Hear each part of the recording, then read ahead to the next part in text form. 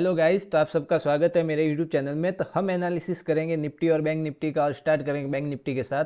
और पहले हम मंथली में डेटा देखेंगे कि मंथली टाइम फ्रेम में हमें क्या देखने को मिल रहा है। फिर वीकली और डेली ऐसे आते हुए 15 मिनट में मंडे के लिए ट्रेड प्लान करेंगे, और पूरा वीकली एनालिसिस देखेंगे कि मार्केट में ओवरऑल मार्केट स्ट्रक्चर किस तरह से बना हुआ है। तो किस तरह से हम एक वीक के लिए भी प्ले कर सकते हैं, और किस तरह से हम एक वीक तक जान सकते हैं कि मार्केट का ये इस तरह से हम मूव कर सकता है। तो अभी के लिए मार्केट में हमें मंथली टाइम फ्रेम खोला है, और मार्केट में हमें एक हैंगिंग मैन टाइप का, एक थोड़ी ऊपर से ये वीक है, अगर ये वीक हटा लो तो एक हैंगिंग मैन टाइप का कैंडल है। तो अगर इसके नीचे आया 41,800 के नीचे, अगर इसके नीचे कैंडल दी मार्केट ने, इसके नीचे ब्रेक किया, तो फिर बैंक निफ्टी में हमें ये लगभग 38,000 के आसपास वीकली टाइम फ्रेम के हिसाब से, और इसके भी नीचे आया तो फिर 34,000 से 32,000 के आसपास, इस जोन के आसपास हमें वापस से बैंक निफ्टी देखने को मिल सकता है। पॉसिबिलिटी क्या होनी चाहिए? 41,800 के नीचे ये कैंडल निकलना स्टार्ट करे तो मंथली टाइम फ्रेम के हिसाब से ये हमने एनालिसिस किया। अगर इसके नीचे आया तो, अगर इसके ऊपर ही रहा और इसके ऊपर ही सस्टेन किया तो फिर और भी ऊपर जाता हुआ हमें देखने को मिल सकता है। अब वीकली टाइम फ्रेम के हिसाब से हमें देखने को मिल रहा है कि मार्केट में शूटिंग स्टार बनाया, फॉल किया, फॉल करने के बाद ये रीटेस्ट करने आया है, अब इस एरिया के आसपास क्लोज दिया है।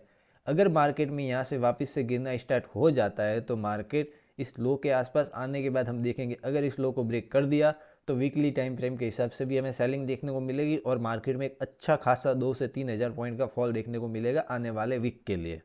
ये हमें वीकली टाइम फ्रेम में देखने को मिल रहा है।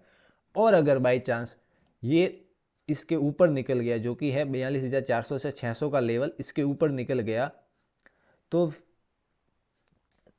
43,400 से 600 के ऊपर निकला तो फिर यहाँ पे हमें 44,000 और आने वाले टाइम में 45,000 भी देखने को मिल जाएगा बैंक निफ्टी में, अपसाइड के लिए न्यू हाई बनते हुए।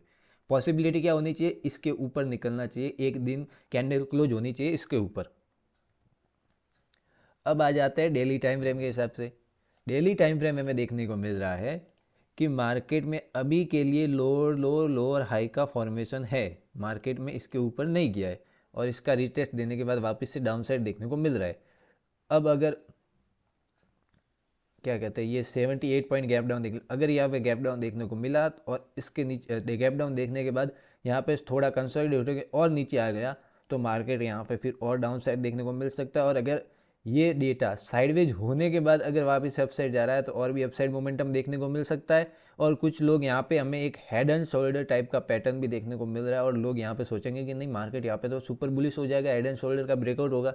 तो एक चीज़ मैं बता दूँ, जब कोई भी ये ऐसे पैटर्न बनते हैं वो बॉटम के आसपास बने तो अच्छे है, टॉप के आसपास, ये मतलब ये जो इन्वर्स हेड एंड शोल्डर ये बॉटम के आसपास बनना चाहिए। मतलब मार्केट इस तरह से गिरा हुआ है, फिर यहाँ पे हमें कोई भी head and shoulder pattern type का पैटर्न देखने को मिले तो फिर यहाँ से एक अच्छा खासा मोमेंटम हमें देखने को मिल सकता है, और जब ये रैली आई थी इसको रिकवर करके और भी अपसाइड जाएगा। बट ये अगर टॉप के आसपास बनता है मगर मार्केट अप साइड है, फिर इस तरह से पैटर्न बने तो मार्केट में पॉसिबिलिटी है कि ये ब्रेकआउट देने के बाद वापस से फेल होकर और एक डाउन साइड हो, जो यहाँ पे बाइंग करते हैं इसको ट्रैप करने की कोशिश करता है। तो ये टॉप का आसपास बना है तो इसके ऊपर इतना भरोसा मत करिएगा, हम लेवल्स के ऊपर भरोसा करेंगे, उस हिसाब से प्ले करेंगे। डेली टाइम फ्रेम के अभी लोअर लो फॉर्म है, और अवरली टाइम फ्रेम में हायर हाई है। ये यहाँ पे हायर हाई फॉर्म हो गया है, ये 400 का था, ये इसके ऊपर आया और वाप 500 के ऊपर से निकल गया, ये हाई फॉर्म किया, अभी ये नीचे आया है। अगर ये जब तक ये 500 के ऊपर है तब तक के लिए डेली अवरली टाइम फ्रेम के हिसाब से हमें हायर हाई का फॉर्मेशन है, तो हम क्या कहते हैं, बाय ऑन द डिप का सिनेरियो देख सकते हैं मार्केट में अभी के लिए। अगर कोई भी हमें बॉटम के आसपास अच्छा सा पैटर्न देखने को मिलता है, डब्ल्यू पैटर्न, या फिर हमें एक कोई भी अच्छी कैंडलिस्टिक पैटर्न देखने को मिलती है, बुलिश सिंगल या शूटिंग एमर टाइप का कैंडल, तो फिर हम यहाँ से एक और अपसाइड मोमेंटम देख सकते हैं अपसाइड के लिए, या कोई रेंज देखने को मिलती है तो।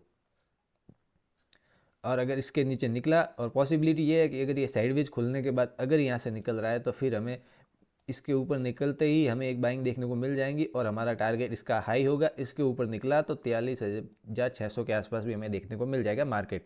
और अगर इसके नीचे कैंडल सस्टेन कर दी तो फिर ये पहला टारगेट हमें 42,500 तक का दे सकता है, और इसके नीचे आया तो फिर यहाँ पे मार्केट में एक अच्छा खासा फॉल देखने को मिल जाएगा। कोई भी एक ये एक छोटा सा रेजिस्टेंस एरिया है, अगर इसके नीचे निकला तो ये बड़ा सा फॉल देखने को मिल सकता है।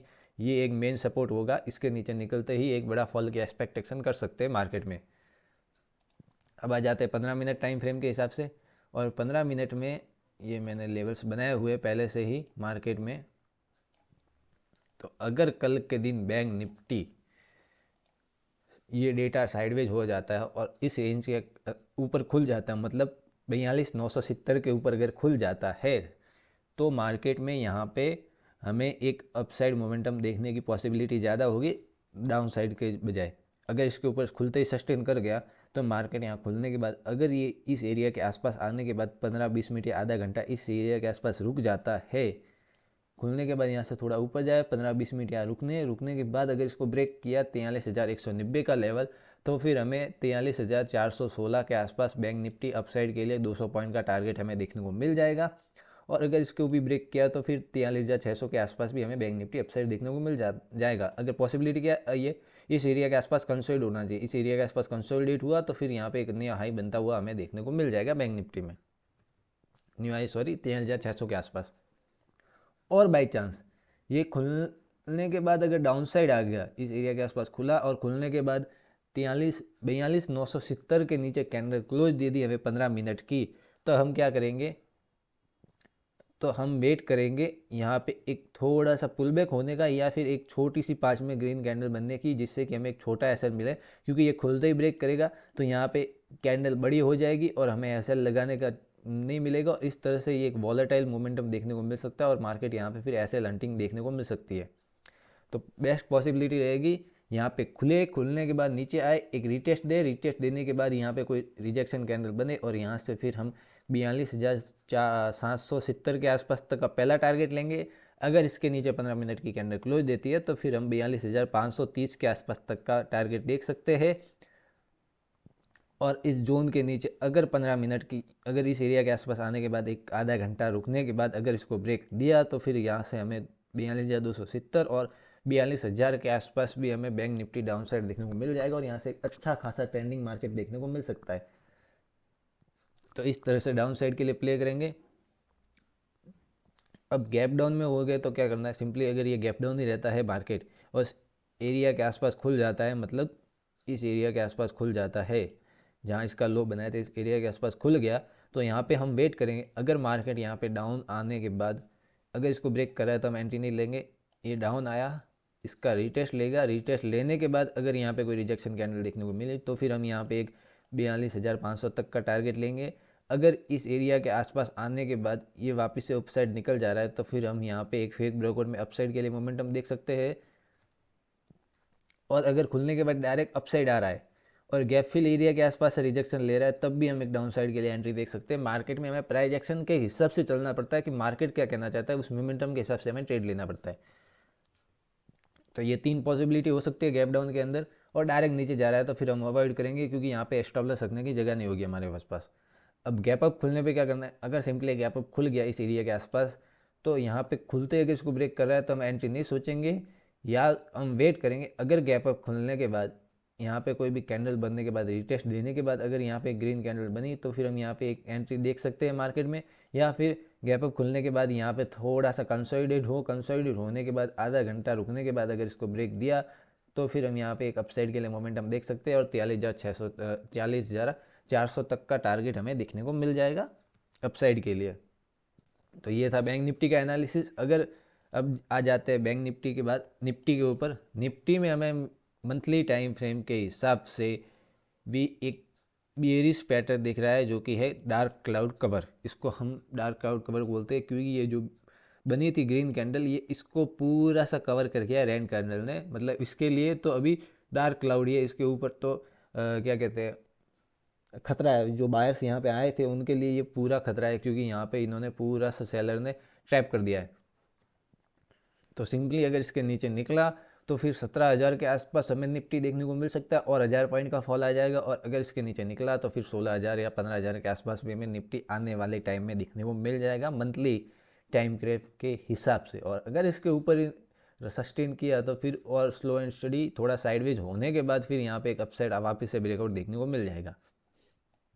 वीकली टाइम फ्रेम के हिसाब से हमें क्या देखने को मिल रहा है, मार्केट अपसाइड गया था, एक पुल बैक ले लिया है अच्छा खासा। अब यहाँ से अगर इसको अपसाइड जाना है तो ये इस तरह से अपसाइड और रैली करता हुआ देखने को मिल जाएगा। और अगर ये इसका जो लो बना है इस एरिया के नीचे निकला तो फिर आने वाले टाइम में ये लो के आसपास भी हमें देखने को मिल सकता है। और अगर इसके नीचे आया तो फिर ये लो भी आसपास हमें वीकली टाइम फ्रेम के हिसाब से देखने को मिल जाएंगे। और हमें क्या करना है, बायर्स नहीं होना है कि हम ओनली सेल करेंगे या ओनली बाय करेंगे, वो हमें सोच के नहीं रखना है। मार्केट जिस कंडीशन के हिसाब से चलेगा उस कंडीशन के हिसाब से हमें यहाँ एंट्री सोचनी होगी।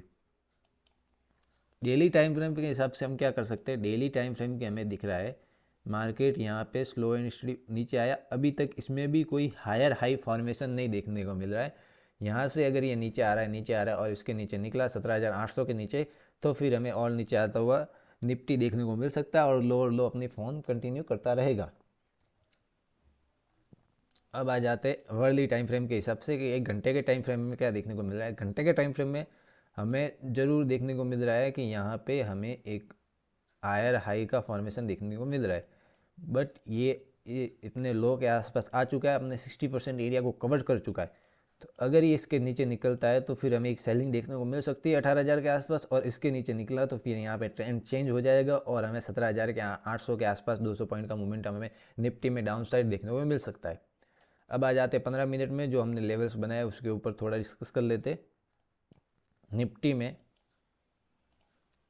इस एरिया के आसपास बाइंग आई थी, ये लेवल के आसपास रेजिस्टेंस लिया, फिर इसके ऊपर निकला और ये इतना बड़ा मोमेंटम देखने को मिल गया। कल के दिन इस रेजिस्टेंस एरिया से आने के बाद इस सब जो भी यहाँ पे जो ब्रेकआउट दिया था उस सपोर्ट के आसपास आके रुका है। तो दोनों पॉसिबिलिटी है, अगर साइडवेज खुलने के बाद यहाँ से अगर मोमेंटम करता है तो वापस से हम 18,167 के आसपास का तक का टारगेट लेंगे। इसके ऊपर निकला तो 18,261 रुपये के आसपास हमें निफ्टी अपसाइड मोमेंटम देखने को मिल जाएगा। और अगर इसी रेंज के अंदर खुलने के बाद ये इसके नीचे निकल गया तो फिर हमें एक 18,000 के आसपास तक का सेलिंग देखने को मिल सकती है। और मार्केट यहाँ पे अगर 15-20 मिनट आधा घंटा एक अगर साइडवेज हो गया, साइडवेज होने के बाद अगर इसको ब्रेकआउट दिया तो फिर हमें एक 17,800 तक का इंट्राडे के लिए टारगेट मिल सकता है, क्योंकि यहाँ पे कोई बड़ा सपोर्ट देखने को नहीं मिल रहा है। मार्केट यहाँ पे इस तरह से फॉलो कर सकता है, जो कि ये देखने को हमें मिला था गैप डाउन देख के बाद भी।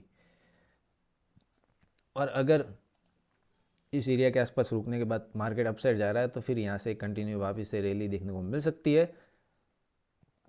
और गैप डाउन और गैप अप में क्या करेंगे, अगर सिंपली गैप डाउन खुला देखने को यहाँ कहीं या इस एरिया के आसपास और गैप डाउन देखते हमें डाउन साइड ब्रेक एंट्री नहीं लेनी है।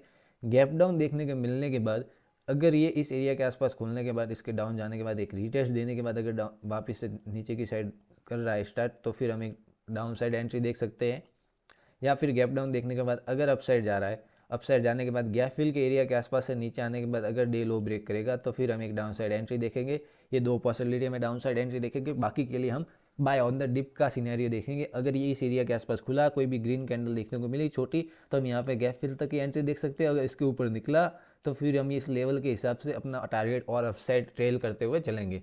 और गैप अप में क्या करना है, सिंपली गैप अप में हमें अगर ये गैप अप खुल जाता है इस एरिया के आसपास या इस एरिया जहाँ से हमें सेलिंग देखने को मिली थी उस एरिया के आसपास, अगर यहाँ पे एक 15-20 मिनट रुक गया तो फिर यहाँ पे हमें जैसे ही इसका ब्रेकआउट मिलेगा हम एक एंट्री देख सकते हैं और डे हाई के आसपास तक का सिंपली टारगेट होगा।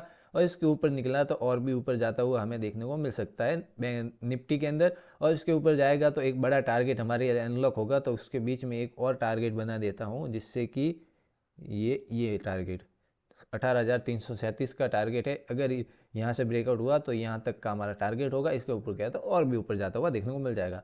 अगर वीडियो पसंद आए तो वीडियो को लाइक कर देना और डेली एनालिसिस के लिए सब्सक्राइब कर देना।